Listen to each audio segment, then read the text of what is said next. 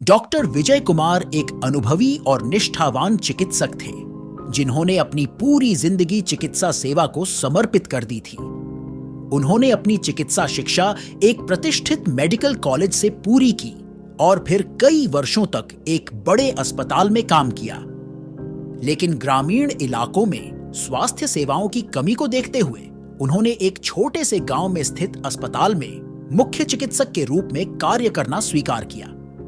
Doctor विजय का मानना था कि हर बीमारी का एक वैज्ञानिक उपचार होता है और हर समस्या का समाधान चिकित्सा विज्ञान में निहित है। वे अपने अनुभव और ज्ञान का उपयोग करके गांव वालों की सेवा करने के लिए दृढ़ संकल्पित थे। उनके नेतृत्व में अस्पताल का माहौल सकारात्मक और सहायक था और कर्मचारी अपनी पूरी निष्ठा के साथ मरीजों की सेवा में जुटे रहते थे। गांव का यह अस्पताल आकार में छोटा था, लेकिन यहां के डॉक्टर और नर्सें अपने काम के प्रति बेहद समर्पित थे। अस्पताल में सीमित संसाधन थे, लेकिन यहां के चिकित्सक और कर्मचारी हर संभव प्रयास करते थे कि मरीजों को बेहतर इलाज मिल सके। डॉक्टर विजय कुमार का नेतृत्व और उनकी चिकित्सा के प्रति निष्ठा ने अस्पताल के माहौल को और भी अधिक सकारात्मक बना दिया था। वे अपने अस्पताल को एक उत्कृष्ट स्वास्थ्य सेवा केंद्र बनाने के लिए निरंतर प्रयासरत थे। एक शाम की बात है, जब डॉक्टर विजय अपनी ड्यूटी समाप्त कर घर जाने की तैयारी कर रहे थे, तभी अस्पताल में एक गंभीर एक्सीडेंट का मामला लाया गया।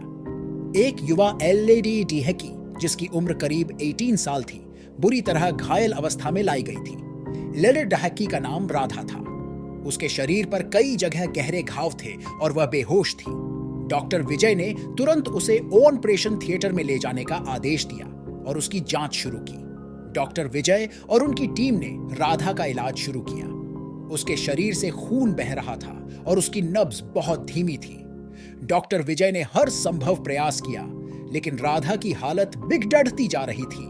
उन्होंने कई घंटे तक उसकी जान बचाने के लिए संघर्ष किया, लेकिन आखिरकार उन्हें यह स्वीकार करना पड़ेगा कि राधा की जान नहीं बचाई जा सकती। उन्होंने दुखी होकर उसे मृत घोषित कर दिया। राधा के शव को औपचारिकताओं के बाद मुर्दा घर में भेज दिया गया। रात के करीब 2 बजे नर्स शीलू ड्यूटी पर थी।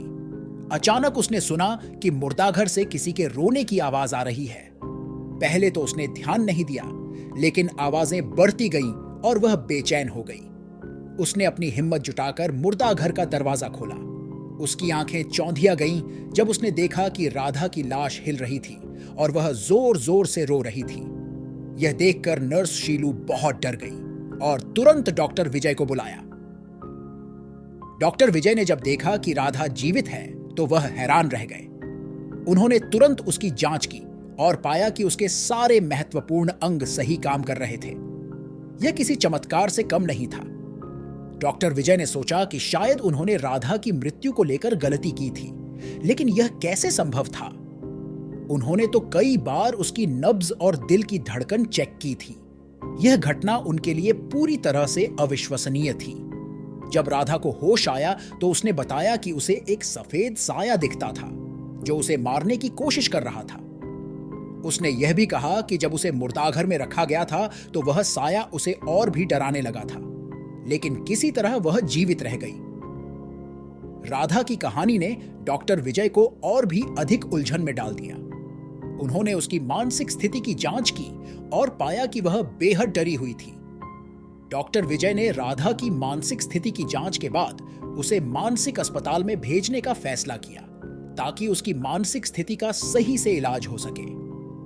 उन्होंने यह निर्णय इसलिए लिया क्योंकि राधा बार बार वही सफेद साया देखने का दावा कर रही थी। इस घटना ने डॉक्टर विजय को भी अंदर तक हिला दिया। उन्होंने इस घटना को विज्ञान के नजरिए से समझने की बहुत कोशिश की, लेकिन उन्हें कोई तार्किक स्पष्टीकरण नहीं मिला। इस घटना के बाद से ही अस्पताल में अजीबोगरीब घटनाएं होने लगी। कभी किसी को गलियारे में सफेद साया दिखता तो कभी किसी को अजीब आवाजें सुनाई देती। डॉक्टर विजय ने कई बार इन घटनाओं की जांच की, लेकिन हर बार वह असफल रहे। इन घटनाओं के चलते कई मरीज और अस्पताल के कर्मचारी डर के मारे वहां से चले गए। अस्पताल का माहौल पूरी तरह से बदल गया और यह जगह लोगों के लिए भूतिया बन गई। डॉक्टर विजय के लिए यह समय बेहद कठिन था। एक तरफ उन्हें अपने अस्पताल को चलाना था और मरीजों की देखभाल करनी थी, वहीं दूसरी तरफ उन्हें इन रहस्यमयी घटनाओं का सामना करना पोटीडीडेच रहा था। उन्होंने कई बार इस घटना के बारे में सोचकर इसे समझने की कोशिश की, लेकिन हर बार वह असफल रहे। उन्होंने कई विशेषज्ञों से परामर्श भी लिया, लेकिन किसी ने भी उन्हें संतोषजनक उत्तर नहीं दिया। यह घटना उनकी सभी चिकित्सकीय धारणाओं को चुनौती दे रही थी। मानसिक अस्पताल में राधा की स्थिति कुछ खास नहीं सुधरी। वह बार बार वही सफेद साया देखने का दावा करती रही और उसकी मानसिक स्थिति और भी बिगड़ती चली गई। डॉक्टर विजय ने कई बार मानसिक अस्पताल के डॉक्टरों से बात की और राधा की स्थिति के बारे में जानकारी ली, लेकिन हर बार उन्हें वही उत्तर मिला कि उसकी मानसिक स्थिति बेहद खराब है। राधा की इस हालत ने डॉक्टर विजय को और भी अधिक परेशान कर दिया। गांव वालों ने इस घटना के बारे में सुनकर अस्पताल को भूतिया मान लिया और वहां जाने से कतराने लगे। उन्होंने इस घटना को अंधविश्वास से जोड़ डैश दिया और कई तरह की कहानियां बनाने लगे। इस सब के चलते अस्पताल की स्थिति और भी बिगड़ गई और वहां आने वाले मरीजों की संख्या में भारी कमी आ गई। डॉक्टर विजय ने कई बार गांव वालों को समझाने की कोशिश की कि यह सब अंधविश्वास है, लेकिन उनकी बात किसी ने नहीं सुनी। डॉक्टर विजय ने इस घटना को वैज्ञानिक दृष्टिकोण से समझने की बहुत कोशिश की। उन्होंने कई मेडिकल जर्नल्स और रिसर्च पेपर्स का अध्ययन किया, लेकिन उन्हें कोई ऐसा तर्क नहीं मिला जो इस घटना को समझा सके। उन्होंने कई विशेषज्ञों से परामर्श भी लिया, लेकिन किसी ने भी उन्हें संतोषजनक उत्तर नहीं दिया। यह घटना उनकी सभी चिकित्सकीय धारणाओं को चुनौती दे रही थी और उन्हें एक गहरे मानसिक संघर्ष में डाल रही थी। इस घटना के बाद डॉक्टर विजय ने अपने जीवन और करियर पर आत्मविश्लेषण करना शुरू किया। उन्होंने सोचा कि शायद उन्होंने अपने करियर में कुछ गलतियां की हैं, लेकिन उन्हें समझ नहीं आया कि यह घटना क्यों और कैसे घटी। उन्होंने अपने परिवार और दोस्तों से भी इस बारे में बात की, लेकिन किसी ने भी उन्हें संतोषजनक उत्तर नहीं दिया। यह घटना उनकी मानसिक और भावनात्मक स्थिति को बुरी तरह प्रभावित कर रही थी। डॉक्टर विजय ने कई विशेषज्ञों से परामर्श लिया, जिनमें मनोचिकित्सक, न्यूरोलॉजिस्ट और पैरानॉर्मल एक्सपर्ट्स शामिल थे, लेकिन किसी ने भी उन्हें इस घटना का तार्किक स्पष्टीकरण नहीं दिया। मनोचिकित्सकों ने इसे राधा की मानसिक स्थिति से जुड़ा मामला बताया, जबकि पैरानॉर्मल एक्सपर्ट्स ने इसे भूत प्रेत से जुड़ा मामला बताया। लेकिन डॉक्टर विजय को इनमें से किसी भी स्पष्टीकरण से संतोष नहीं मिला। इस घटना के बाद से अस्पताल का माहौल पूरी तरह से बदल गया था। डॉक्टर विजय ने कई बार अस्पताल के कर्मचारियों को प्रोत्साहित करने की कोशिश की, लेकिन उनकी सभी कोशिशें नाकाम रहीं। कर्मचारियों और मरीजों के मन में भय बैठ गया था और वे अस्पताल में काम करने या इलाज करवाने से कतराने लगे थे। डॉक्टर विजय ने अस्पताल के माहौल को सुधारने के लिए कई उपाय किए, लेकिन कोई भी उपाय कारगर साबित नहीं हुआ। मानसिक अस्पताल में राधा की स्थिति दिन प्रतिदिन बिगड़ती जा रही थी। डॉक्टर विजय ने कई बार मानसिक अस्पताल के डॉक्टरों से बात की और राधा की स्थिति के बारे में जानकारी ली, लेकिन हर बार उन्हें वही उत्तर मिला कि उसकी मानसिक स्थिति बेहद खराब है। राधा की इस हालत ने डॉक्टर विजय को और भी अधिक परेशान कर दिया। अस्पताल के कर्मचारियों और मरीजों ने अस्पताल के विभिन्न हिस्सों में अजीब घटनाओं की रिपोर्ट करना शुरू कर दिया। गलियारे में किसी अदृश्य शक्ति के चलने की आवाजें, अचानक कमरे की लाइट का बंद हो जाना और दरवाजों का अपने आप खुलना और बंद होना आम बातें बन गई थीं। डॉक्टर विजय ने इन घटनाओं को पहले तो अंधविश्वास मानकर नजरअंदाज किया, लेकिन जब उन्होंने खुद एक रात अस्पताल में अजीब सी आवाजें सुनी और एक सफेद साया देखा, तो वे खुद भी संशय में पड़ गए। डॉक्टर विजय के लिए यह समय बेहद कठिन था। एक तरफ उन्हें अस्पताल का संचालन करना था और मरीजों की देखभाल करनी थी, वहीं दूसरी तरफ उन्हें इन रहस्यमयी घटनाओं का सामना करना पड़ रहा था।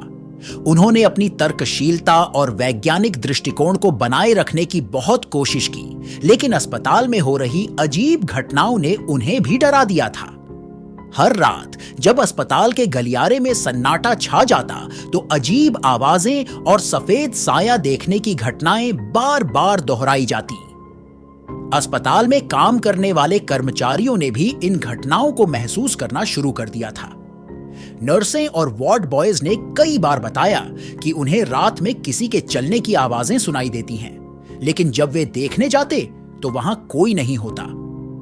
कुछ मरीजों ने भी शिकायत की कि उन्हें रात में कोई अदृश्य शक्ति परेशान करती है। इस सब के चलते अस्पताल का माहौल और भी अधिक तनावपूर्ण हो गया था। एक रात की बात है, जब डॉक्टर विजय अपने केबिन में बैठे कुछ कागजी काम निपटा रहे थे, तभी अचानक लाइट चली गई। पहले तो उन्होंने सोचा कि यह सामान्य बिजली कटौती है, लेकिन कुछ ही पलों में उन्हें बाहर से अजीब सी आवाजें सुनाई देने लगीं।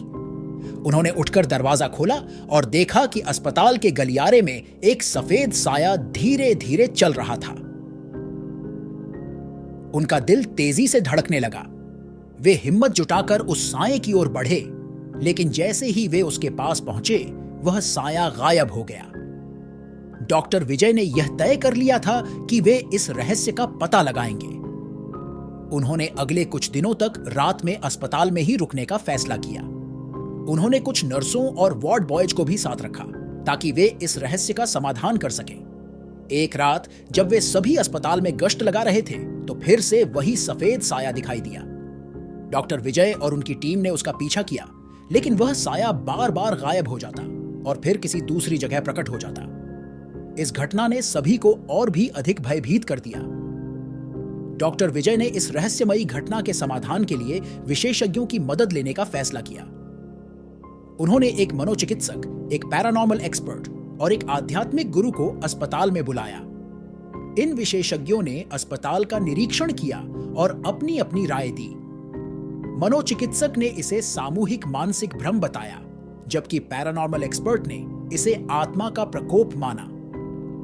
आध्यात्मिक गुरु ने बताया कि यह आत्मा किसी अपूर्ण कार्य की वजह से भटक रही है और उसे मुक्ति दिलानी होगी। आध्यात्मिक गुरु ने बताया कि राधा की आत्मा को मुक्ति दिलाने के लिए एक विशेष अनुष्ठान करना होगा। उन्होंने डॉक्टर विजय और उनकी टीम को इस अनुष्ठान के लिए तैयार किया। अनुष्ठान की रात पूरे अस्पताल में मंत्रोच्चारण और धूप जलाकर एक पवित्र वातावरण बनाया गया। आध्यात्मिक गुरु ने राधा की आत्मा को शांति और मुक्ति की प्रार्थना की। इस दौरान डॉक्टर विजय ने महसूस किया कि अस्पताल का माहौल धीरे धीरे बदल रहा है और वहां की नकारात्मक ऊर्जा कम हो रही है। अनुष्ठान के बाद अस्पताल में रहस्यमयी घटनाओं की संख्या में कमी आने लगी। कर्मचारियों और मरीजों ने बताया कि उन्हें अब रात में कोई अजीब आवाजें या सफेद साया नहीं दिखता। डॉक्टर विजय ने राहत की सांस ली और उन्हें लगा कि शायद राधा की आत्मा को मुक्ति मिल गई है। उन्होंने पूरे अस्पताल के स्टाफ को धन्यवाद दिया और इस कठिन समय में उनके साथ खड़े रहने के लिए उनकी सराहना की। डॉक्टर विजय ने मानसिक अस्पताल से संपर्क किया और राधा की स्थिति के बारे में जानकारी ली। उन्होंने पाया कि अनुष्ठान के बाद राधा की मानसिक स्थिति में भी सुधार हो रहा है। उन्होंने राधा को उसके परिवार के पास वापस भेजने का निर्णय लिया। राधा के परिवार ने डॉक्टर विजय और उनकी टीम का धन्यवाद किया और उन्हें बताया कि राधा अब पहले से बेहतर महसूस कर रही है। इस घटना ने डॉक्टर विजय को गहरे आत्मनिरीक्षण की ओर प्रेरित किया। उन्होंने सोचा कि विज्ञान और आध्यात्मिकता दोनों का अपना अपना स्थान है और कभी-कभी कुछ घटनाओं का तार्किक स्पष्टीकरण नहीं मिल पाता। उन्होंने यह भी महसूस किया कि जीवन में कुछ रहस्यों को स्वीकार करना ही बेहतर होता है। इस घटना ने उन्हें एक नया दृष्टिकोण और समझ प्रदान की, जिसने उनके जीवन को और भी अधिक समृद्ध बना दिया। इस घटना के बाद डॉक्टर विजय ने अपने अस्पताल को फिर से स्थापित करने का निर्णय लिया।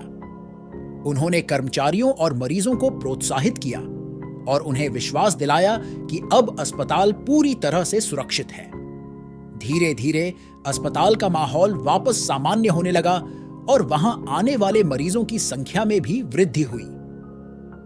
डॉक्टर विजय ने अपने अस्पताल को एक बार फिर से एक उत्कृष्ट स्वास्थ्य सेवा केंद्र बनाने के लिए अपने प्रयास जारी रखे।